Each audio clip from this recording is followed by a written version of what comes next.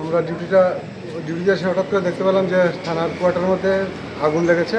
একটা লোক এসে আমাদেরকে খবর দিয়েছে যে আগুন লেগেছে। যথারীতি আমরা সঙ্গে সঙ্গে যাই, দিয়ে আমরা আগুনটাকে এস্টিমিউট করি। দুটা কোয়ার্টার লেগেছে আর কি। ইলেকট্রিক শর্ট সার্কিট থেকে হয়েছে। অনেক ক্ষয়ক্ষতি হবে, এটা কালকে ইনভেস্টিগেশন করে বলতে হচ্ছে। ইনভেস্টিগেশন কিছু করা আছে, ধারণা করা হচ্ছে কারেন্টের short circuit, electric short circuit ধারণা করা হচ্ছে। মোটামুটি মানে কোনো লোকের না, এমনিতে কোনো লোকের কোনো কিছু হয়নি, ইনজুরি কেউ নেই, ঘরে কেউ ছিল না।